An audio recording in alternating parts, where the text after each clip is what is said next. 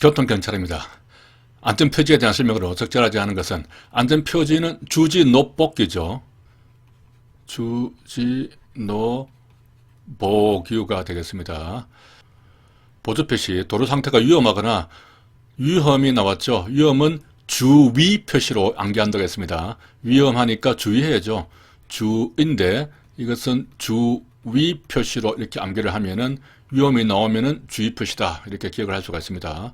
자, 규제 표시, 제한 금지 등의 규제 맞고, 노면 표시, 보충은 뭐죠? 보조 표시가 되겠습니다.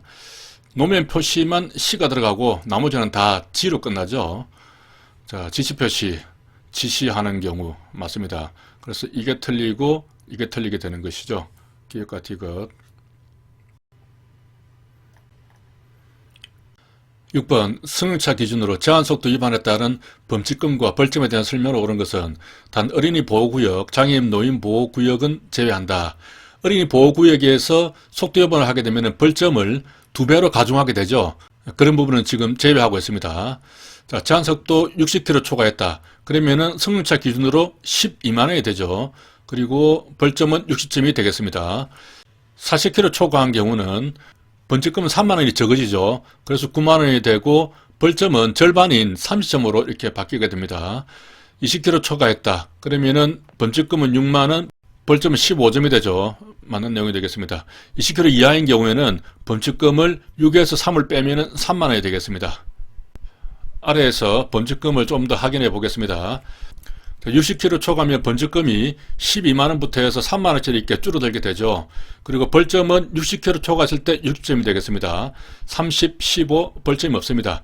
다만 이제 어린이 보호구역이나 노인 장애인 보호구역 내에서는 08시에서 저녁 8시까지 아이들이 팔팔하게 뛰어노는 이 시간대에 위반을 하게 되면 벌점을 2배로 가중하게 되어 있습니다. 따라서 120점, 60, 30, 15 이렇게 되는 것이죠. 여기에 이번에 새로 들어온 초과속 위반을 추가로 좀 정리를 했습니다. 80km 초과하게 되면은 30만원 이하의 벌금에는 구류가 들어가죠. 20만원 초과하기 때문에 범칙 행위가 아닙니다. 형사처벌을 받게 되는 것이죠. 이때 벌점은 80점이 되겠습니다. 80km 초과했으면 벌점은 80점 되는 것이죠. 100km 초과하면 100만원이 됩니다. 벌금 구류. 벌점도 100점이 되는 것이죠. 그런데 100km를 3번 초과했다. 그러면은 1년 이하 징역이 500만원 이하 벌금입니다. 이 형사처벌 수준이 음주운전 했을 때 면허정지 형사처벌하고 같은 수준입니다. 1년 이하 징역에 500만원 이하 벌금. 그리고 면허는 취소가 되겠습니다. 위에서는 벌점 100점만 받았죠. 이게 세 번째가 되면은 면허가 취소가 되는 것입니다. 여기서 조금 재밌는 것이 이 어린이 보호구역이나 노인장애인 보호구역에서는 이 시간대에는 벌점이 2배로 가중이 되면은 이렇게 60km 초과하면 102점을 받게 됩니다. 그런데 80km 초과나 100km 초과에 대해서는 도로교통법 시행규칙 별표 28에 보면은 제가 찾아봤는데 벌점 가중하는 부분이 없습니다. 어린이 보호구역에서 80km나 100km 초과하더라도 벌점을 2배로 가중하도록 그렇게 규정되어 있지는 않습니다. 그러면은 이 60km 초과했을 때는 102점을 받는데 80km 초과하면은 오히려 더 낮아지는 80점만 받게 되는 결과가 됩니다. 100km 초과했을 때도 100점만 되는 것이죠. 이게 입법의 미비인지 아니면 의도적으로 이렇게 맞췄는지는 모르겠습니다. 이 부분은 추가해서 정오표를 통해서 공지를 하도록 하겠습니다. 주정차 금지구역에 해당하지 않는 것은 도로 공사를 하고 있는 경우 공사, 이 경우에는 5m는 맞는데 주차금지구역이죠. 주정차 금지구역은 아닙니다. 자, 교차로에서 도로의 모퉁이로, 오소 모퉁이로 안정한 슛이죠. 안정환 슛 10m가 되겠습니다. 그리고 안전지대 10m가 되는 것이죠. 아래 표를 간단하게 한번 보겠습니다. 안정환 슛이죠. 모두 10m가 되겠습니다. 그리고 나머지는 다 5m만 되는 것이죠. 모퉁이 소방시설, 오소 모퉁이로. 모퉁이가 코너킥을 의미합니다. 다공터다. 주차금지 지역이죠. 다공은 5m가 되겠습니다.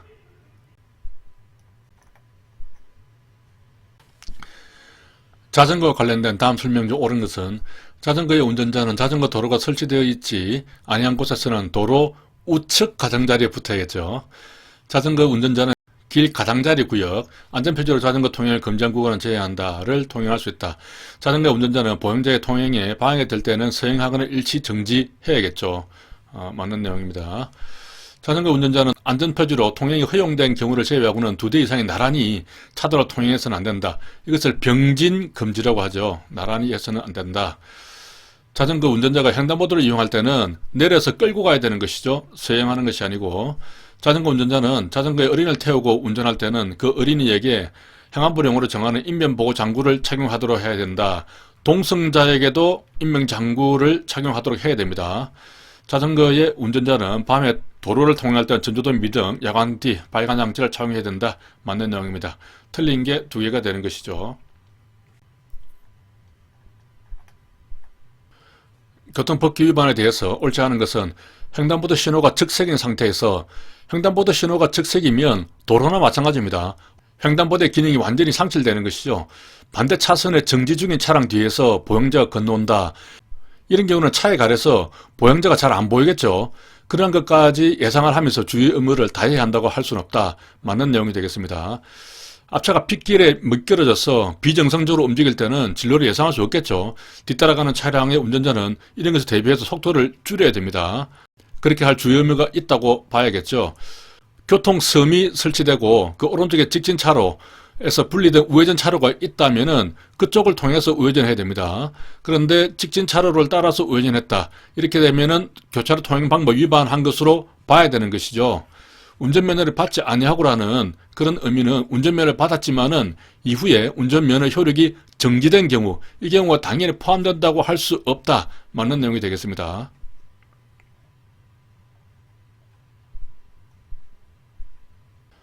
다음 무면허 운전에 해당하는 경우로 가장 적절한 것은, 자, 면허에 대해서 좀 보도록 하겠습니다. 정리를 한번 해보겠습니다. 1종은 특대 보소, 2종은 보소원이죠. 그리고 1종과 2종 외에 연선면허가 있습니다. 전체적으로 한번 기억을 해보겠습니다. 특수면허에는 견구가 있죠. 견인차가 있고 군환차가 있습니다. 견인차는 트레일러 같은 거죠. 여기에는 또 큰 것과 작은 것이 있습니다. 대소로 나뉘죠. 소는 3.5톤 이하가 되겠습니다. 대형은 모든 차를 운전할 수 있죠.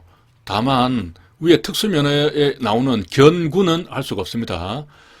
일종 보통은 일본인데 15라고 12만 건에 10통 터졌으니까 특수차가 되겠습니다. 삼지창으로 콱 삼지가 되죠. 자, 15는 성합이 되고 그 다음에 화물이 되겠습니다. 특수차가 되는데 이때도 견구는 안 되겠죠. 지게차가 되겠습니다.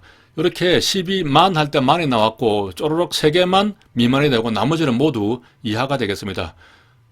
이종 보통은 이보세요, 식사하세요, 삼모님 이렇게 되죠. 자, 성합이 되고 화물차가 되고 특수차가 되겠습니다. 특수차는 마찬가지로 견구는 안 되겠습니다. 이종 소형은 125cc 초과하는 것이죠. 초과. 그리고 운동기 장치 자전거는 125 이하가 되겠습니다. 또는 125cc 이하 원동기를 단 차가 되는 것이죠. 개인용 이동 장치도 포함이 되겠습니다. 연선면허로 운전할 수 있는 것은 승용, 승합, 화물차 이렇게 3가지 종류만 운전을 할 수가 있습니다. 뭐 특수차를 가지고 연습을 한다든지 그렇게는 하면 안 되겠습니다. 톤수는 1종과 2종에 따라서 면허에 나오는 것하고 똑같죠. 아래 문제를 다시 한번 보겠습니다. 1종 보통 면허를 소유한 갑이 군환차 등이 아닌 10톤의 특수차를 운전한다. 12만 건에 10통 터져서 할 때 12만 이하로는 전부 다 미만이 되죠. 그렇기 때문에 10통 터져서 미만이 되겠습니다. 그렇기 때문에 10톤의 특수차를 운전하면 안 되겠죠. 일종 대형 면허 소유한 을이 군환차 등이 아닌 특수차를 운전한다. 대형은 모든 차를 운전할 수 있죠. 경구만 제외하고 모든 차를 운전할 수 있습니다. 이종 보통은 식사하세요 사모님이죠. 승합 맞습니다. 그리고 4톤 이하의 화물차 이 경우도 할 수가 있죠. 맞습니다.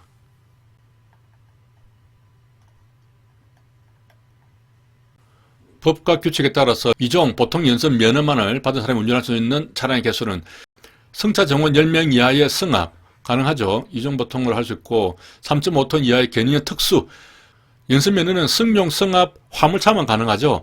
특수 자동차로 연습 면허한다. 이것은 안 됩니다. 4톤 이하의 화물 자동차 이것은 가능하겠죠. 도로를 운행하는 3톤 미만 지게차 이것도 안 되겠습니다. 법과 규칙상 일종 특수면허로 운전할 수 없는 것은 이렇게 되셨는데 있는 것으로 좀 바꿔주시기 바랍니다. 제가 이 문제를 변형을 하면서 실수를 했습니다. 있는 것으로 해야 되는데 이 부분에 미처 고치지 못했습니다. 승차종은 신명의 승합자동차 특수면허가 있으면 이종 보통으로 운전할 수 있는 면허는 모두 운전할 수 있습니다. 그런 단수 조항이 있습니다. 원래 특수나 대형 면허는 19세 이상이 면허를 받을 수 있는데 운전 경력이 1년 이상인 자에 한해서 특수나 대형 면허를 받을 수 있잖아요. 그런데 그 원동기 장치 자전거 면허는 제외한다고 되어 있기 때문에 기본적으로 2종 보통 이상 면허를 가진 사람이 대형이나 특수 면허를 받을 수가 있습니다. 아무튼 규정상에도 보면 특수 면허를 가지고 있으면은 2종 보통에 해당되는 차량은 다 운전할 수 있다 이렇게 규정이 되어 있기 때문에 일종 특수 면허에 운전할 수 있는 것은 결국은 2종 보통으로 운전할 수 있는 것은 이렇게 묻는 것하고 같은 질문입니다. 자, 그러면 승차종은 신명, 승합 가능하죠. 식사세요, 사모님. 3.5톤 이하의 특수장수다 가능합니다. 경구는 제외되죠. 가능합니다. 배기량 125cc면은 원동기 장치 자전거죠. 원자가 되겠습니다. 원자는 당연히 이종 보통으로 운전할 수가 있습니다. 적재 중량 5톤의 화물차는 안 되겠죠. 4톤까지 가능하죠. 그래서 5톤은 안 됩니다. 이렇게 하면 답이 3번이 되겠습니다.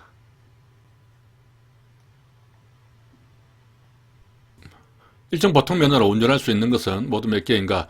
일종 보통은 1보, 1보는데 15라고 12만 건에 10통 터져서 특수차가 되죠. 삼지창으로 콱 찔러버릴까? 이렇게 됩니다. 만이 쪼로록 이렇게 내려오죠. 그러면은 이제 승용은 가능하고 15인 이하의 승합 가능합니다. 원자도 당연히 가능하고 10톤 미만이 되죠. 미만의 특수장차. 다만 견구는 제외하겠죠. 도로를 운행하는 3톤 이하가 아니고 3톤 미만이 되겠습니다. 이렇게 미만이 되는 것은 면허에서는 쪼로록 이렇게 세 가지밖에 없게 되겠습니다.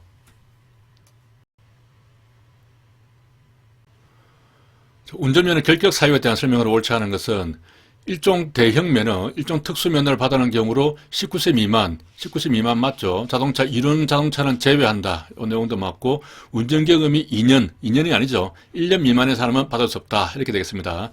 나이와 관련해서는 18세 처가 연계 음질로 경보한다 그랬죠.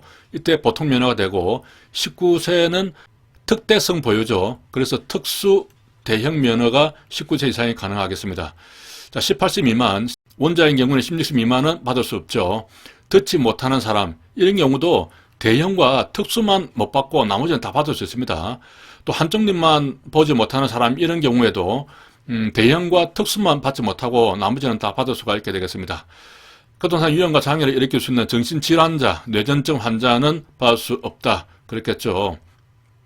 여기서 운전 경험과 관련해서 또 한 가지 비슷한 게 있었죠. 연선면허 지도를 할 때 운전 경험이 이때는 몇 년이죠? 이때는 2년 이상의 사람이 지도를 해야 됩니다. 이때는 2년이 되는 것이죠. 자, 원래 초보 운전이 2년 초보 이렇게 해서 2년이 지나야 초보로 딱지를 뗄 수가 있거든요. 그렇기 때문에 최소한 초보 딱지는 뗀 2년 이상이 된 사람한테 지도를 받아야겠죠.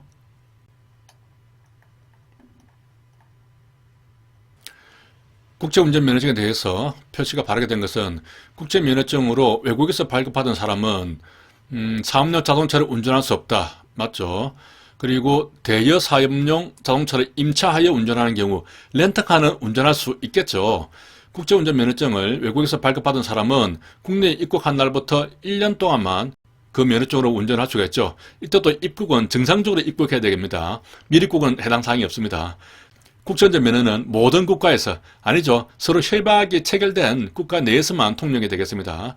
국제면허증을 발급받은 사람의 국내 운전 면허기 효력이 정지된 경우, 이 경우는 이제 우리나라 사람이 국내 면허증을 가지고 있으면서 또 국제 면허증을 받은 경우죠.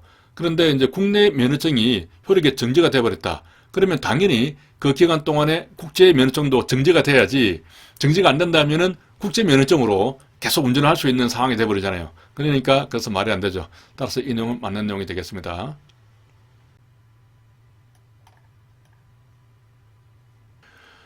법과 시행령상 교통안전교육에 대한 설명으로 적절하지 않은 것은, 교통안전교육은 운전면허를 받고자 하는 사람이 학과시험 응시 전에 받아야 하는 1시간짜리 교통안전교육이 되는 것이죠. 자동차 운전 전문학원에서 만약에 받았다면 제외된다. 내용 맞습니다. 특별교통안전교육 중에서 의무교육 대상은 운전면허 효력의 정지 처분을 받게 되거나 받은 초보 운전자로서 그 정지 기간이 끝나지 아니한 사람, 뭐 이런 사람 등이 될 수 있겠죠. 특별안전교육 중에서 권장교육 대상은 운전면허를 받은 사람 중에서 교육을 받으려는 날에 65세 이상의 사람으로서 권장교육을 받기 전에 1년 이내에 해당 교육을 받지 않은 사람이 한정한다. 이 내용 맞습니다. 결국에는 권장교육을 받기 전에 1년 이내에 해당 교육을 안 받은 사람이니까 1년에 한 번씩만 이 권장교육을 받을 수 있다 하는 그런 결론이 되는 것이죠. 긴급자동차 교통안전교육 중에서 신규는 운전하는 사람을 대상으로 3년마다가 아니고, 신규니까 신규는 처음에 3시간을 받고 그 다음에 정기적으로 또 받는 게 있습니다. 정기적으로 3년마다 이제 1시간 줄여서 2시간씩 이렇게 교육을 받게 되겠습니다. 이 문제가 올해 승진시험에 나온 문제인데요. 이 내용을 몰라도 보기를 가만히 읽어보면은 좀 말이 꼬였습니다. 신규 교통안전교육을 받는 사람을 대상으로 3년마다 정기적으로 한다? 뭐 신규라 해놓고 또 정기가 나오고 막 말이 섞여 있습니다. 모르면 좀 헷갈릴 수 있는데 조금만 알면 이 지문이 틀렸다는 것을 알 수가 있죠. 아래 교육을 한번 다시 보겠습니다. 교통안전교육은 1시간짜리 교육이죠. 그리고 특별교통 안에 의무교육과 권장교육이 있는데, 의무교육은 뭐 취소나 정지받는 그런 사람들이 될 것이고, 권장교육에 대해서는 권장교육을 받기 전 1년 이내에 해당 교육을 받지 아니한 사람이니까 결국에는 1년에 한 번씩 밖에 교육을 못 받는다는 것이죠. 이런 사람들이 있는데 65세가 되면은 권장교육의 대상자가 되겠습니다. 도로교통공단에서 3 내지 16시간을 실시를 하고, 긴급자동차는 신규는 3시간, 정기는 3년마다 2시간, 1시간 빼줬습니다. 이렇게 되는데, 고령자 교통안전교육이 이번에 새로 들어왔습니다. 75세가 되면은 고령자 교통안전교육을 받아야 됩니다. 위에 있는 65세하고 구별을 하시기 바랍니다.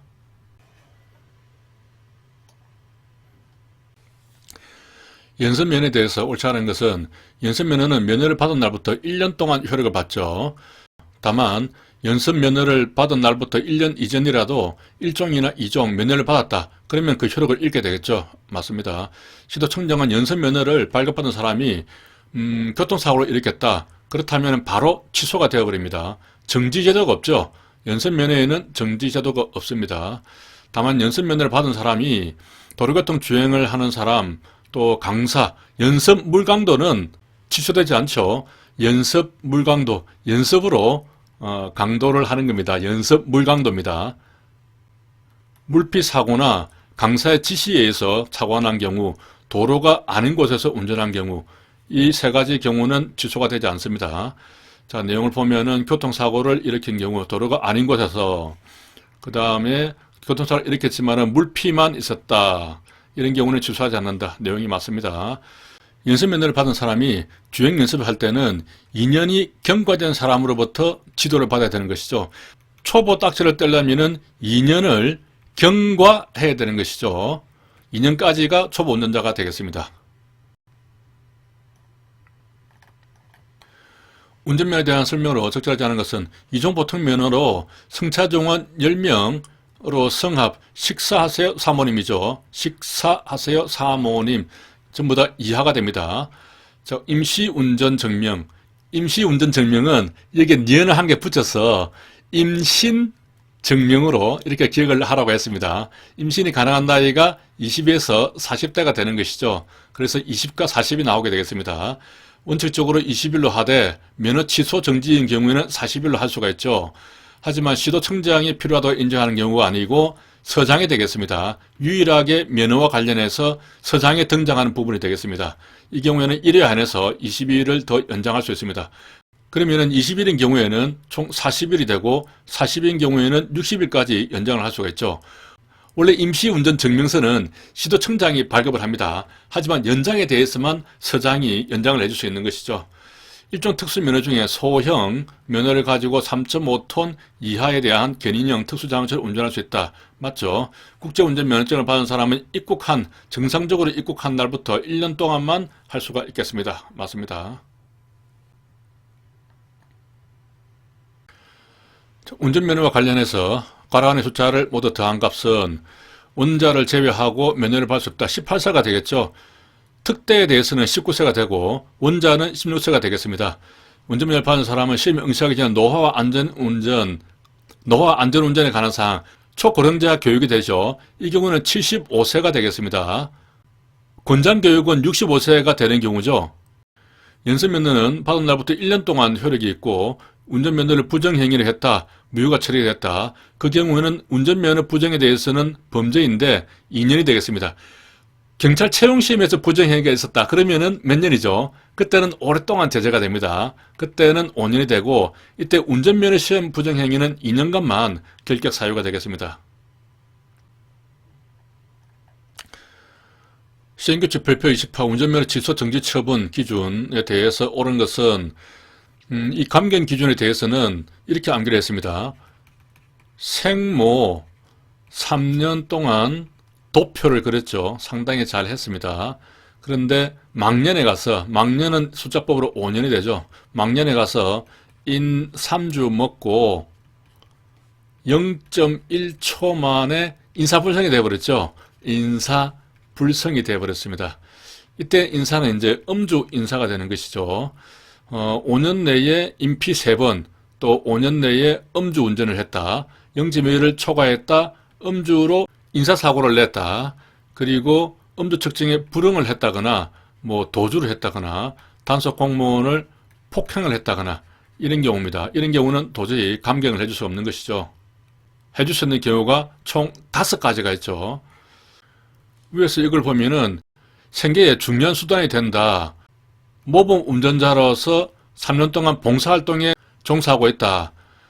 도주 운전자를 잡아서 표창을 받았다. 이런 경우죠. 생모 3년 도표는 맹모 3천지기하고 말이 좀 비슷하죠. 문제를 보겠습니다. 자, 운전이 가족의 생계를 유지할 중요한 수단이 되거나 모범 운전자로서 처분 당시 2년이 아니고 생모 3년 도표 그랬습니다. 교통봉사활동에 종사를 하고 있었고 혈중 알코올 농도가 0.1초 만에 인사불성이 되어버렸죠. 그리고 5년 내에 인 3주 먹었으니까 인피를 3번 내야 됩니다. 이렇게 맞고 그리고 과거 3년 내에 음주운전 전력이 있다. 인 3주 먹었죠. 망년에 가서 결국 5년이 되겠습니다. 답은 D것이 되겠네요.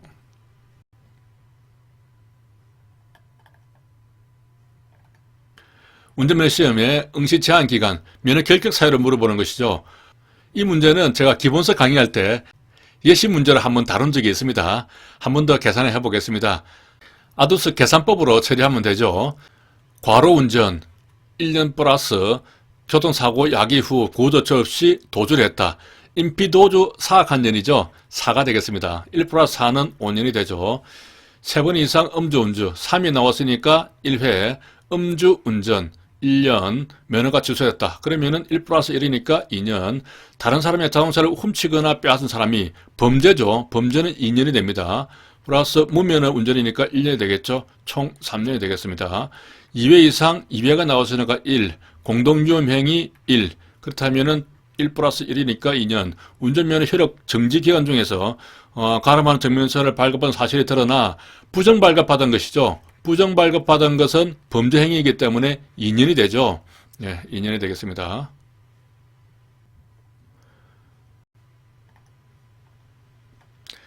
여기 아두스 계산법이 있죠. 이 계산법을 잘 숙지를 하시기 바랍니다. 조금 이해가 안 되는 부분이 있으면 유튜브 기본 강의를 한 번 더 참고를 하시기 바랍니다. 음주운전과 관련된 내용이다. 옳고 그름의 표시가 바르게 된 것은 술에 취한 상태에서 자전거를 운전한 사람은 처벌된다. 맞죠? 자전거 등으로 이렇게 지금은 나와 있습니다. 자전거 등에 있어서는 개인용 이동 장치가 포함되어 있는 개념이죠. 음주 끼신이라고 이렇게 암기를 했죠. 음주 귀신이 아닙니다. 음주 끼신. 음주 운전이나 주차 위반, 끼어들기, 신호 위반은 자전거 등에 대해서도 처벌이 되겠습니다. 이 경우에는 음주 운전을 한 경우에는 20만 원 이하의 벌금과 하기 때문에 범칙 행위로 처벌이 되죠. 음주를 하면은 3만 원, 측정 거부하면은 10만 원짜리 범칙금이 발부가 되겠습니다. 음주운전 2회 이상 위반으로 벌금형을 확정받고 면허가 취소가 되었다. 취소된 날부터 2년이 되겠죠. 음주가 1년, 2회면 플러스 1년, 그렇게 해서 2년이 되겠습니다. 무면허인자가 술에 취한 상태에서 운전을 했다. 무면허 운전과 음주운전은 상상적 경합이죠. 한 번의 행위로 두 개의 위반 행위가 발생되니까 상상적 경합이 되겠습니다. 도로가 아닌 곳에서 술에 취한 상태로 자동차를 운전했다. 음주 단속의 대상이 됩니다. 자, 주차장에서도 음도약 하면 안 된다 그랬죠. 주차장에서도 음도약 함부로 노래를 부르면 안 됩니다. 자, 도로가 아닌 곳에서도 음주나 도주, 약물에 대해서는 처벌이 되겠습니다. 음도약 금지. 음주 약물 운전에 대한 처벌에 대한 것으로 옳지 않은 것은 처벌에 대해서는 전체적으로 표로서 암기를 했습니다. 한번 정리를 해보겠습니다. 음주 수치가 0.03부터 처벌이 되죠. 0.08 미만인 경우에는 1년 이하의 징역, 그리고 1년인데 보통 1,000만 원이 벌금인데 도로교통법에서는 500만 원 벌금이 되겠습니다. 500만 원 이하 벌금이 되죠. 그리고 0.08부터 0.2까지 그러면은 이제 1년에서 2년까지가 되겠습니다. 벌금은 500에서 1,000만 원이 되겠죠. 자, 0.2 이상 그리고 음주를 2번 했다. 이런 경우에는 이제 2년에서 5년까지가 되고 벌금은 2니까 이제 1,000만 원에서 원래대로 하면은 2,500만 원이 돼야 되는데 여기서 500만 원 깎아졌죠. 벌금이 2,000만 원이 되겠습니다. 그리고 측정 거부했다. 이 경우는 취소 수치인 1년부터 카운트가 되죠. 그래서 1에서 5년이 되고 1년이 들어갔으니까 벌금은 500에서 2,000만 원이 되겠습니다. 이 경우에 0.08부터는 면허가 취소가 되죠. 위에서는 면허가 정지가 됩니다. 정지가 되지만 만약에 인피사고가 났다. 이런 경우는 바로 또 취소가 들어갈 수가 있죠. 이렇게 함께 기억을 할 수 있겠습니다. 여기서 측정 거부를 했을 때는 1년부터 5년 사이인데 이 부분이 좀 재밌게 규정이 되어 있습니다.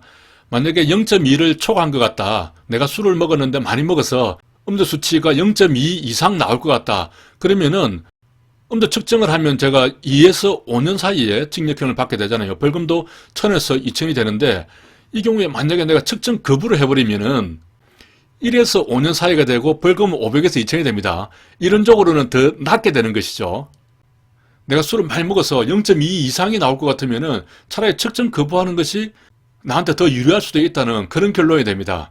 이 부분은 조금 문제가 있는 것 같아요. 법률적으로. 따라서 이 측정 거부한 경우에도 사실은 2에서 5년으로 이렇게 해야 입법적으로 좀 더 정당한 것이 아닌가 그런 생각이 듭니다. 아무튼 더 헷갈리게 제가 만들어 드렸는지 모르겠는데 입법적으로 조금 문제가 있어 보이는 그런 부분입니다. 문제를 보면 0.2 이상이다. 그러면은 2에서 5년 맞죠? 1,000에서 2,000만 원 이하 벌금. 2가 나오면 항상 2가 나온다고 했습니다. 자, 여기서도 보면은 2가 나왔죠. 2가 나왔는데 2가 나오고 0.2니까 2가 나오고 2회니까 또 2가 나왔습니다. 이게 시험 보다 보면은 좀 헷갈릴 수 있기 때문에 기본적으로 이런 것을 가지고 기억을 하면 좋겠습니다. 0.08에서 0.2 미만의 화물 자동차를 운전했다. 1에서 2년 맞겠죠. 2가 또 나왔죠. 그리고 500만 원, 1,000만 원 벌금 맞습니다. 0.03에서 0.08 미만의 성합차다. 그러면 1년 이하 징역이 되고 500만 원 이하 벌금 맞습니다. 약물, 마약, 대마, 향정신성으로 인해서 운전하지 못할 우려가 있는 상태, 우려가 있는 상태에서 운전하기만 하면 되는 것이죠. 반드시 운전하지 못해야 하는 것은 아니고 그런 우려만 있으면 되겠습니다. 1년 이상 3년 이하 징역, 1년 이상이 아니죠. 그냥 3년 이하 징역이 되겠습니다. 그리고 벌금은 500만 원 이상 1,000만 원이 아니고 이때도 벌금은 1,000만 원이 되겠습니다. 원래 1년에 500만 원씩 계산을 하면은 1,500만 원이 돼야 되는데 이때도 500만 원 깎아줬죠. 그래서 벌금은 1,000만 원 이하가 되겠습니다. 여기서 약물 운전은 3년 이하 징역이죠. 여기 약물에 보면 마약, 대마, 향정신성 의약품 이렇게 나오는데 대마를 3이라고 이렇게 부르죠. 3. 대마로 삼배를 만듭니다. 또 3이라고만 이렇게 부르기도 하죠. 여기서 3을 연상할 수 있겠습니다. 3년 이하 징역이 되겠습니다.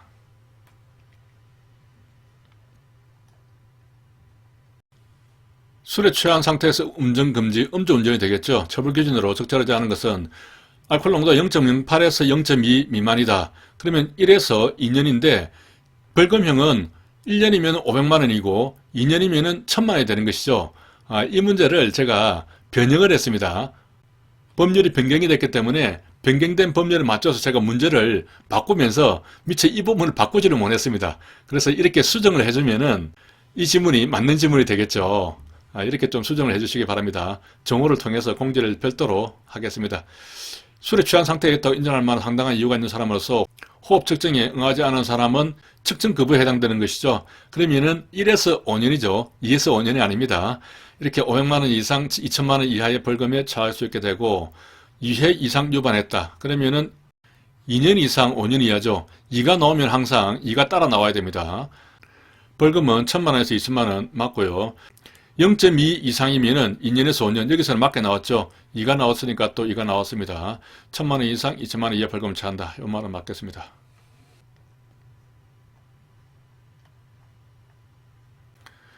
음주운전으로 적절하지 않은 것은 다툼이 있으면 판례해야 한다. 경찰공무원은 안전과 위험 방지를 위해서 술에 취한 상태에서 운전했다. 인정할 만한 상당한 이유가 있다. 측정을 할 수 있다. 맞죠? 무면허인데다가 음주운전을 했다.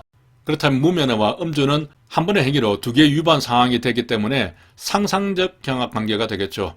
음주 감지기에서 반응이 나왔는데 그것만으로 술에 취한 상태에 있다고 인정할 만한 상당한 이유가 있다고 볼 수 없다. 음주 감지기만으로는 당연히 할 수 없겠죠. 주차장이나 학교 경내 등 도로가 아닌 곳에서 이 경우에도 음도약은 안 됩니다. 음도약은 안 되는 것이죠. 도주.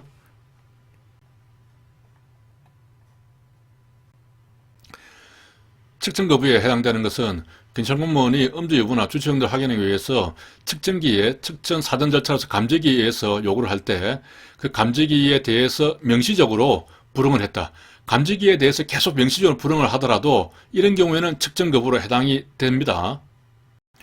오토바이 운전해서 집에 도착했는데 주치 운전에 관한 증거 수집을 위한 음주 측정을 위해서 인근 파출소까지 동행해달라 명백하게 거절했습니다. 이 경우에는 체포를 안 한 것이죠. 그렇기 때문에 위법하게 체포 감금된 상태에서 측정 요구를 받았다고 볼 수 있기 때문에 이때는 측정 거부에 해당되지 않습니다. 신체 이상 등의 사유로 호흡 조사에 의한 측정에 응할 수 없다. 그런 사람이 혈액 채취를 만약에 거부를 했다면은 혹은 불가능하게 했다면은 이런 경우에 측정 거부가 될 수 있느냐? 측정 거부가 되지 않습니다. 음주 측정은 기본적으로 호흡 측정이 원칙입니다. 그런데 호흡을 할 수가 없는 거예요. 어떤 신체적인 문제가 있어서 그런 사람한테 혈액 채취를 하자고 하니까 혈액 채취를 거부를 한 겁니다. 이때에 혈액 채취를 거부한 것을 측정 거부를 볼 수 있느냐는 문제입니다. 그렇지는 않죠. 측정 거부는 오로지 호흡 측정을 거부한 경우에 하나입니다. 그렇기 때문에 이런 경우는 판례상으로 측정 거부에 해당되지 않는다고 그렇게 보았습니다. 그러면 이 경우에 단속상에 좀 문제가 있는 것 같습니다. 자기 몸에 좀 아파가지고 호흡을 제대로 할 수 없는 폐활량이 제대로 안 나오는 그런 사람인 경우에는 항상 술을 먹고 운전을 하다가 단속이 되면은 호흡 측정은 안 되잖아요. 그런 상황에서 나 혈액 측정은 거부를 하겠다라고 뻗팅겨버리면은 결국은 그런 사람은 항상 단속을 못하게 되는 그런 결론이 됩니다. 이런 부분에 대해서는 법률적으로 좀 보강이 필요한 것 같아요. 교통사고로 상해를 입은 사람이 골절 부위와 정도에 비추어서 측정 당시에 통증으로 인해서 깊은 호흡을 하기 어려웠다. 그렇다면은 측정 거부에 해당되지는 않죠. 음주운전 판례에 대해서 적절하지 않은 것은 음주운전 전력이 1회 있는 운전자가 한 달 내에 2회 음주운전으로 적발되어서 두 사건이 동시에 기소가 됐습니다. 이런 경우에 음주운전 규정을 2회 위반한 사람이란 음주운전으로 2회 이상 형의 선고를 받거나 유죄 확정 판결을 받은 자로 한정하는 것은 아니죠. 그 횟수만 계산하기 때문에 한 달 안에 2번 단속에 대해서 기소만 되었죠. 아직 확정 판결 안 났습니다. 그렇다고 하더라도 먼저 음주운전한 그 행위에 대해서는 횟수가 있기 때문에 형의 확정 판결을 받지 않더라도 횟수에는 플러스를 시킬 수 있다 하는 내용이 되겠습니다. 경찰 공무원이 술에 취한 상태에 있다고 인정할 만한 상당한 이유가 있다. 측정기에 의해서 측정의 사전 단계로 음주 감지기에 의해서 시험을 요구하는 경우에 그러한 사정을 잘 알고 있으면서도 명시적으로 이에 불응을 했다. 그러면은 음주 측정을 거부한 것으로 보는 것이죠. 음주 감지기에 대해서 명시적으로 계속 불응을 한다면은 측정 거부로 볼 수가 있습니다. 주치 운전자에 대한 경찰관의 권한 행사가 법률상 재량에 맡겨져 있다고 하더라도 권한을 행사하지 않는 것이 구체적인 상황에서 현저하게 합리성을 잃은 경우에는 직무를 위배한 것으로 위법하다. 맞는 말이죠.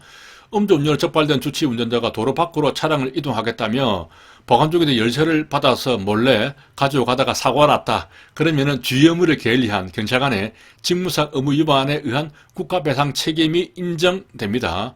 열쇠 관리를 잘 해야 되는 것이죠. 음주운전과 관련해서 위반죄의 범죄 수사를 위해서 미성년자에 대한 피해자 혈액 채취, 이 경우에 피해자 본인만이 동의를 할 수가 있죠.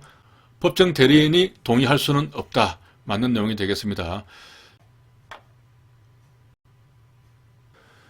아래 상황에 대한 설명을 적절하지 않은 것은 경찰서 지구대 근무 중인 경찰관은 일일이 신고를 받고 현장에 출동해서 햄버거 가게 앞에서 햄버거 가게 앞 나왔습니다.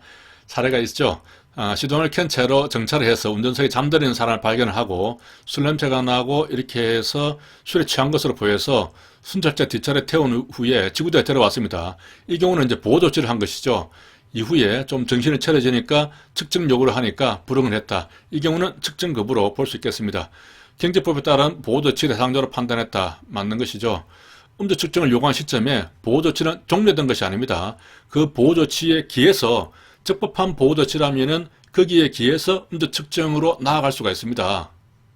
따라서 이 부분이 틀린 부분이 되고, 만일 출동 현장에 갑의 배우자가 있었다. 인계하지 않고 배우자 의사에 반해서 지구대에 데려왔다. 그렇다면은 보호 조치를 하려고 하는 것은 보호자가 있으면은 그 사람에게 인계를 하면 되는 것이죠. 보호자가 있음에도 불구하고 데려왔다면은 그것은 보호 조치가 아니고 체포가 되어버립니다. 그래서 정상적으로 체포를 해서 데려와야지 적법한 체포 절차를 거치지 않았다면은 불법 체포가 되어버리기 때문에 적법한 조치라고 할 수 없다. 이렇게 되는 것이죠. 음주 측정 요구에 불응한 갑에게는 음주 측정 불응죄가 성립한다. 그렇게 되는 것이죠.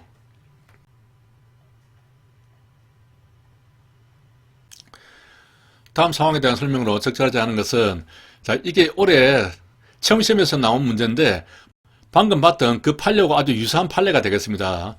갑은 음주 후 자신의 처는 술을 마시지 않았고 동승을 하고 화물차를 운전해서 가다가 단속이 되니까 충격하고 그대로 도주를 했다. 단속 현장에서 3km 떨어진 지점에서 교통사고를 내지 않고 운전하며 진행하던 중 다른 차량이 막혀서 더 이상 진행을 못하게 되니까 차량을 세운 후 운전석에 내려 다시 또 도주하려고 했다. 결국 갑은 제지가 되어서 체포의 절차를 따르지 아니하고 갑과 그의 처의 의사에 반해서 지구대로 보호조치되었다. 보호조치가 위법한 사례가 되는 것이죠. 경찰관의 음주 측정 요구에 거부했다. 자, 이 경우에 경찰관 갑이 경제법에 따른 보호조치를 하고자 했다면은 당시 옆에 있었던 처에게 갑을 인계를 했어야 되는 것이죠. 특별한 사정이 없는 한 지구대로 갑을 보호하는 것은 허용되지 않는다. 위법한 보호조치가 되겠습니다. 갑은 음주 측정 거부에 관한 위반죄로 처벌될 수 없겠죠. 도급법상의 음주 측정을 위한 강제 처분의 근거가 될 수 있으므로 음주 측정을 위해서 운전자를 강제로 연행하기 위해서는 수사상 강제 처분에 관한 형사법에 따른 절차에 따를 필요가 없다. 이것이 잘못됐죠. 경찰관이 갑에 대해서 음주 측정 요구하는 것은 공직방해 보호 대상이 될 수 없다. 맞습니다.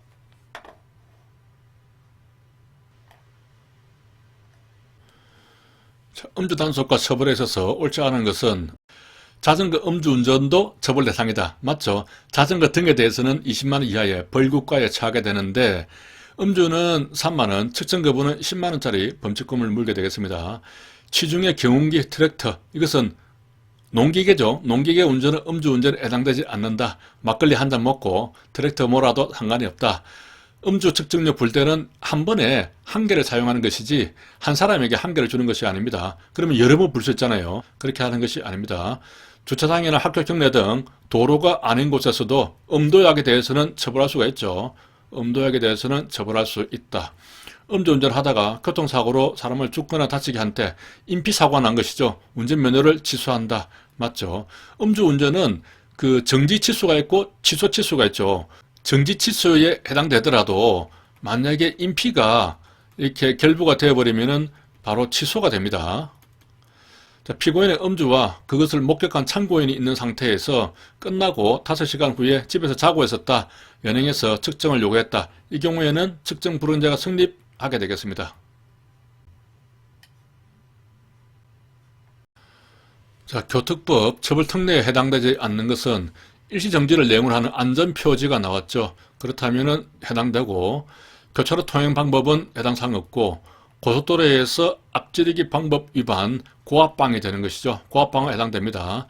약물의 운전으로 정상적으로 운전하지 못할 우려가 있는 상태만 있으면 되는 것이죠. 반드시 정상적으로 운전 못해야 하는 것은 아닙니다. 12개 처벌 특례를 보면 과음, 무신중, 철결합 횡단보도, 어린이 성화했다. 이렇게 암기를 했죠.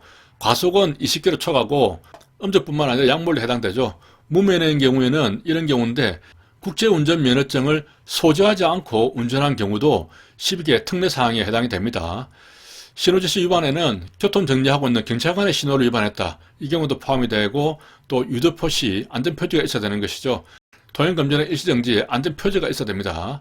중침은 고속도로에서 횡단, 유턴, 후진도 포함이 됩니다. 일반 도로는 포함이 안 되죠.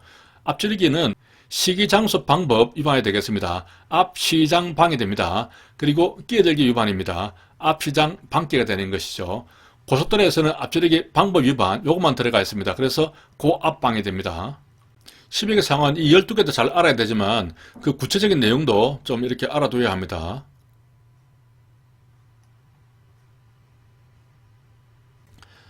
자, 교특법 처벌 특례 항목에 대해서 옳은 것들로 묶인 것은 교차로 진입 직전에 백색 실선이 설치가 되어 있었는데 교차로에서 진로 변경을 금지하는 내용이 안전표지가 개별적으로 설치되어 있지 않았다.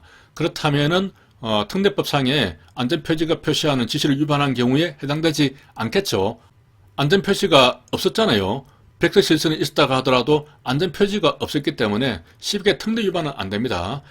중앙선이 설치된 도로의 어느 구역에서 좌회전 유턴이 허용되어서 백색 점선으로 되어 있었다. 그렇다면 중침으로 볼 것은 아니겠죠. 연습 운전면허를 받았는데 주행 연습 외의 목적으로 운전하면 안 되죠.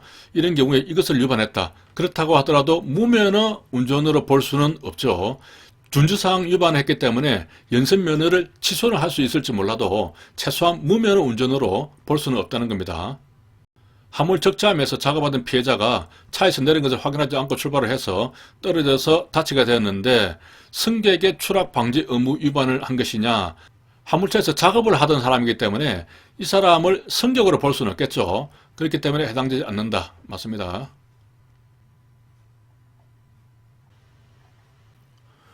교통사고와 관련해서 적절하지 않은 것은 신호위반으로 교통사고를 일으킨 사람이 통고처분을 받았고 신호위반 범칙금을 납부했다면 교특법상 신호위반으로 인한 업무상 과실치상죄 죄책을 물을 수 없다. 말이 안 되겠죠. 신호위반 범칙금 얼마 되지도 않는데 이거 냈다 그래서 교통사고 처리도 못한다는 것은 말이 안 됩니다.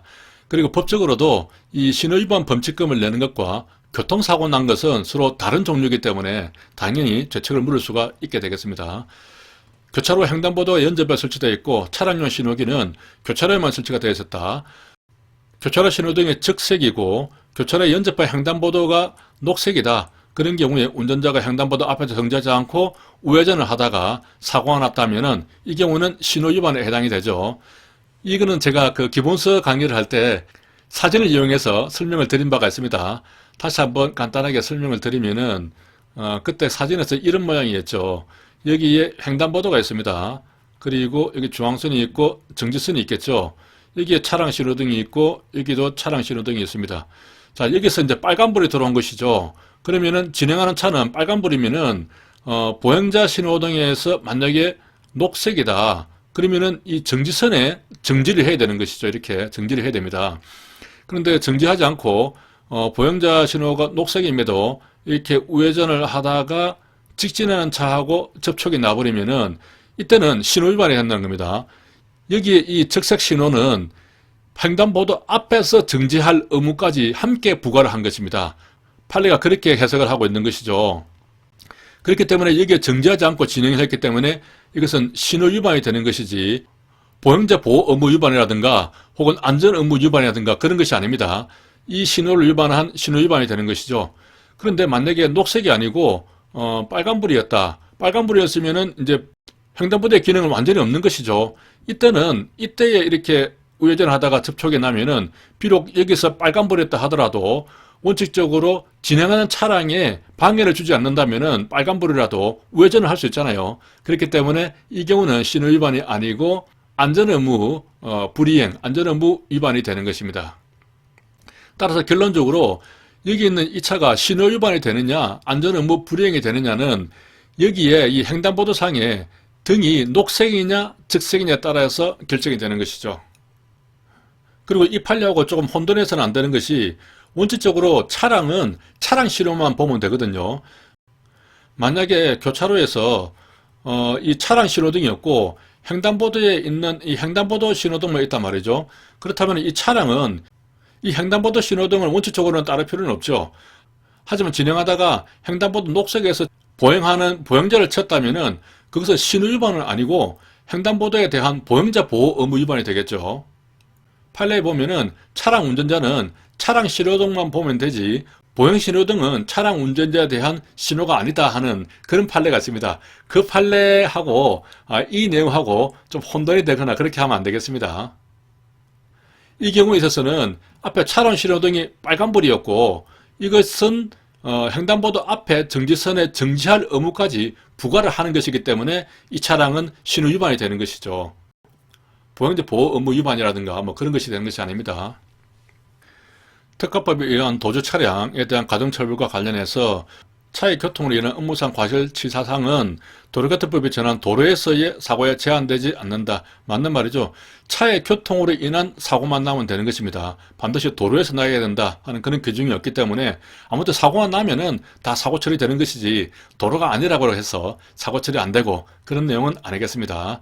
차 대 차 사고로서 과실이 동일하다. 그러면 피해가 경한 사람이 선순위가 되겠죠. 만약에 과실이 중한 사람이 있다면 과실이 중한 사람이 더 선순위가 되겠습니다.